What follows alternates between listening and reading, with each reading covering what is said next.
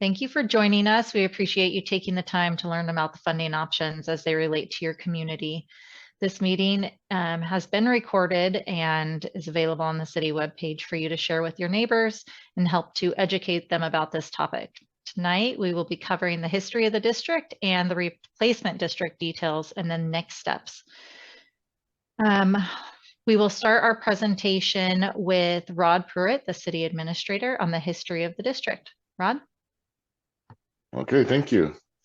Yeah, so I just want to kind of go over a little bit of the history of the Community Facilities District, known as the CFD. It'll be referenced as the CFD a few times in here.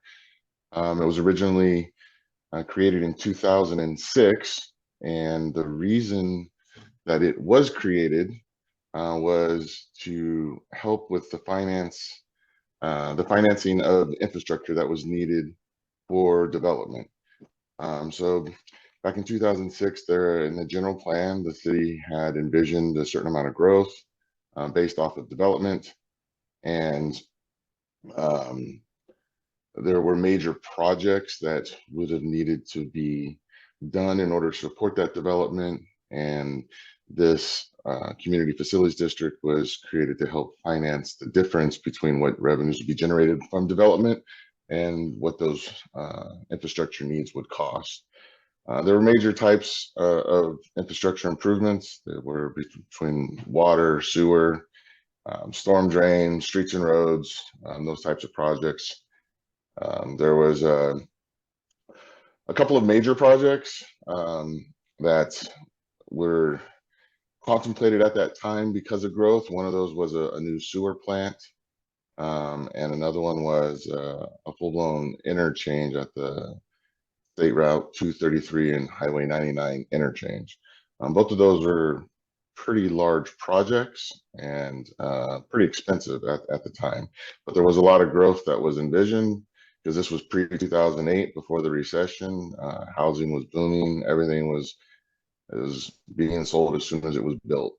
So there was thought that there was a need to bridge that gap in the financing of those major infrastructure projects. At the time, the CFD was not developed. It was all undeveloped parcels, and the property owners approved the formation of the CFD. So what has happened since the formation of the CFD in 2006? As I mentioned before, the recession hit in 2008, which caused most of the planned developments to come to a stop. Most of the growth that was envisioned in the general plan was not happening or has not happened. Back in pre-2008, all the housing was booming. Houses were being sold right as they were built. There was pretty lenient rules when it comes to mortgages at that time, but that's not the case anymore. And so when the bonds were issued, or excuse me, when the CFD was formed, there was $50 million of bonds that were authorized to be issued to pay for all the infrastructure. And only $8 million have been issued to date. And that's because post 2008, everything kind of stopped and there wasn't a need to issue any more bonds. So there's still $42 million of bonds that are authorized to be issued out of this current CFD. But the growth that was envisioned hasn't happened, and that need, those infrastructure needs are no longer the needs of the city at this time. I brought up the mortgage loans with the pre-recession. It was a lot easier to get a loan. So now the banks and financing firms have gotten stricter on their mortgage requirements, and these additional assessments that are created by the CFD having the ability to issue the full $50 million in bonds has caused problems for people to get approved for their mortgage to buy the houses. And therefore, we needed to do something about that because we weren't planning on issuing the remaining $42 million in bonds. As I mentioned before, there was the new sewer treatment plant that was envisioned. We are currently making upgrades to our current sewer plant. So the need for a new one would be really kind of far down the line. It's not needed right now. And the other major project was the State Route 233 Highway 99 interchange, which is now being looked at as a roundabout, which is much smaller in scope, size, and cost. And we're looking to use local Measure T funds and grants and developer impact fees to help pay for that, where we wouldn't need to use any bonds issued from the CFD. So let me go on to the next slide. So what is the city doing to address these changes? Well, that's what we're here to talk about tonight. Is the city is looking to create a new community facilities district. What this would do is it would eliminate the approximately $42 million of remaining bonds that I just brought up, a bonding authority. Since those major projects are no longer needed, there's no need to have that bonding authority because we're not planning on issuing those bonds. And as we'll get into a little more detail later, you'll see where that comes into play and why that's beneficial. But in doing that and getting rid of the $42 million of remaining bonding authority, it's expected to reduce the current special tax assessments for residents by approximately 20%, or roughly $530 annually. And there's approximately 14 years left on the current bond, so that would be a total savings of approximately $7,500 over the life of this bond just by refunding it. So when we refund this, you guys as the registered voters and the residential homeowners will receive a savings over the life of the remaining bond of roughly $7,500. And part of the way we come up with that is we changed what's called the rate and method of apportionment, the RMA. Again, we'll get into a little bit more detail about that in a little bit, but you can basically think of this as like the calculator per se, that calculates what assessments are and how they are created. I don't want to get too technical with it, but this will change who gets assessed a maximum assessment first, whether it's developed or undeveloped. And the current RMA is making it not so easy to get development spurred. So as it sits right now, we have more of the burden on developed parcels, and by going with what is proposed in the new RMA, that the new CFD initially puts more of the financial responsibilities on undeveloped parcels. And so initially there would be a shift of approximately 42% of the current annual assessments would go to undeveloped properties. So that's beneficial because before we say that the developed residential is going to save roughly $7,500, and it's like, well, who's going to make that up and who's going to pay for that? Well, the way it's going to be proposed that the undeveloped parcels would be making up those differences until everything gets built out. Go to the next slide.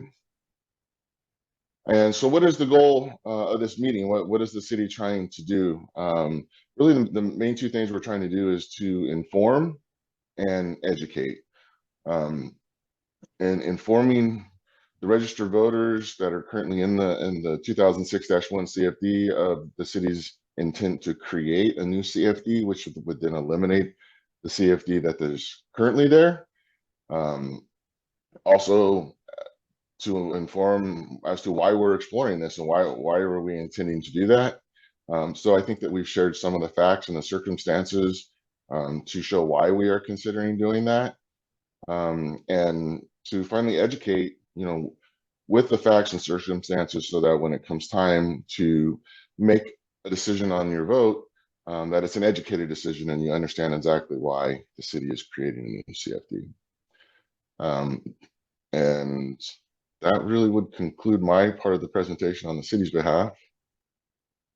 Thank you, Rod, for that. Great presentation. And now we'll move to Sarah Maris from NBS, the special tax consultant, to cover information on the replacement district details. Sarah? Thank you. Can go to the next slide. So here's the agenda for my portion of the presentation. We'll talk a little bit about what is a CFD in a little bit more detail than Rod covered. We'll show you a little bit more specifically what those special tax rates are. We'll talk about the CFD election and next steps in the process, and then we can do some questions and answers if we have anyone who has a question for us. Next slide. So, a community facilities district is a special tax district. This is one of the many pieces of paper you signed when you closed escrow on your home was a form called a Notice of Special Tax Lien that had information about this special tax district.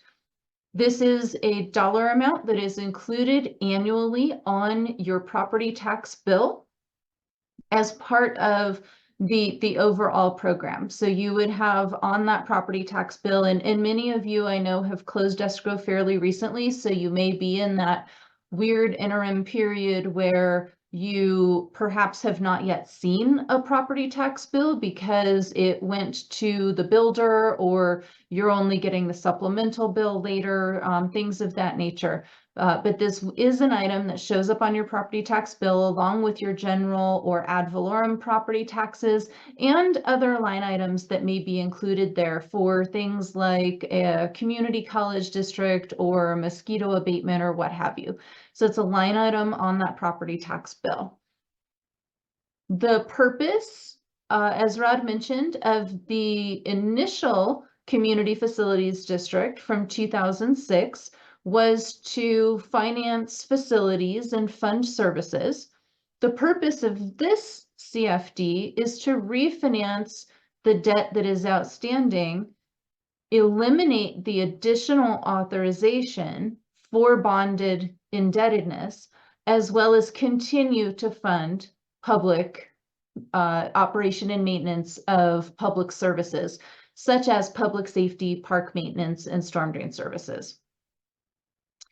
The special tax within the context of the new community facilities district has two components. One is that piece that will repay the debt, and the other is the piece that will pay for services funding. Each of those separate pieces can increase on an annual basis. The debt repayment piece can increase by 2% each year, which is the same rate that your general property tax value may increase. The rate for services is meant to be more in line with CPI or inflation, and we've set that at 3% annually. That is the maximum amount each of those rates can increase each year. The term of the special tax for the component related to the debt repayment goes through 2036-37. And then it's done. Once that debt is repaid, that component of the special tax is no longer collected.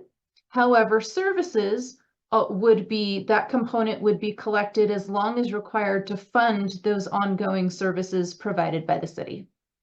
Next slide. These are the special tax rates you can see in the current CFD 2006-1 for single family residential property. The total annual rate for both the facilities or bonded indebtedness component and that services component is $2,424 approximately. And the proposed rate for the CFD 2023-1 is $1,898. Next slide. In terms of next steps, there is an election required for approval of the Community Facilities District, and that election is an election of registered voters within the boundary of the Community Facilities District.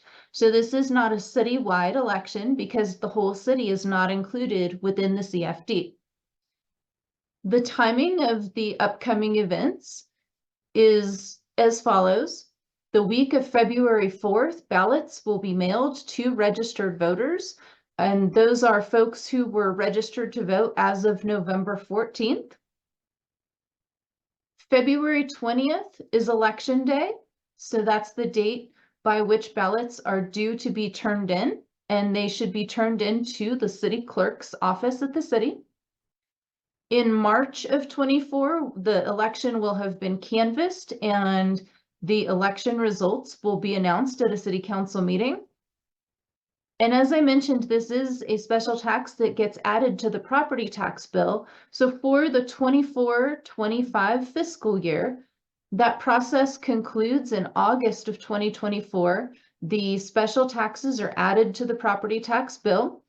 If this measure is approved, the amount included on the property tax bill would be the amount that I just mentioned for CFD 2023-1. If the measure is not approved, the amount that would be included on the property tax roll would be the amount that I just showed for CFD 2006-1. And those property tax bills would be due in the fall of 2024 and spring of 2025. They're delinquent after December 10th of 24 and August 10th of 25. You have those 2 installment payments. Most homeowners typically include the property tax bill in their escrow or impound account as part of their mortgage payment. So that's not generally an item that property owners, particularly single family homeowners, are paying separately unless you've opted not to include that amount in your escrow with your mortgage. Next slide. Couple of questions we wanted to make sure to answer related to the special tax is whether or not the special tax can be prepaid. The portion related to the bond or the debt repayment may be prepaid, but the portion related to ongoing services may not. The city needs to keep the ability to continue to collect that special tax on an ongoing basis into the future to continue to fund those services. And the other question we wanted to answer is who votes in this election? And again, this is registered voters within CFD 2023-1 boundary as of November 14th of 2023. And that concludes my presentation.